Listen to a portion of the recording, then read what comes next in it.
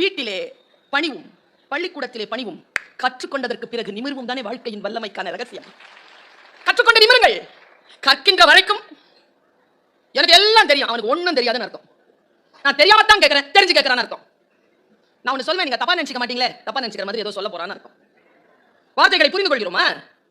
ஒண்ணும் இல்ல, வெறும் சொற்களால் பலன் இல்லை, சொல்லில் உயர்ந்த சொல் செயல். அதுக்கு உங்களுக்கு விளங்குற மாதிரி ஒரு விஷயம் சொல்றேன். நம்மில் பல பேருக்கு சொல் போதுமானதாக இருக்கிற, முக்கியமா இந்த பொம்பளைங்க ஜென்மம் இருக்குது, சொல் போதுமானதா இருக்கு. அதில் தான் சிக்கி சீரழிஞ்சு போயிட்டோம். நீ ரொம்ப அழகா இருக்க, நீ ரொம்ப நல்ல பொண்ணு தெரியுமா, நான் என்ன சொன்னாலும் நீ நம்புற, என் மேல அன்பா இருக்கிற, என் கஷ்டம் என் நஷ்டம் எல்லாத்திலையும் துணை நிற்கிற, உனக்குன்னு நான் எதுவுமே செஞ்சதில்லை. நான் முக்கியமா சொல்லிட்டே இருக்கேன் சார், பல நாட்களா சொல்லிட்டு இருக்கேன். இந்த புருஷமா அங்க இருக்கிறீங்களா, கோச்சிக்காதீங்க.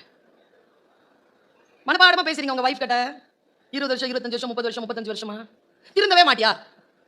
நீ டீச்சரா, நான் கொஸ்டின் பேப்பரா, இல்ல ஆன்சர் ஷீட்டா?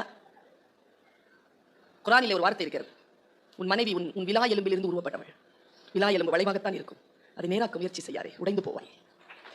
எவ்வளவு ஞானமான வார்த்தை அது.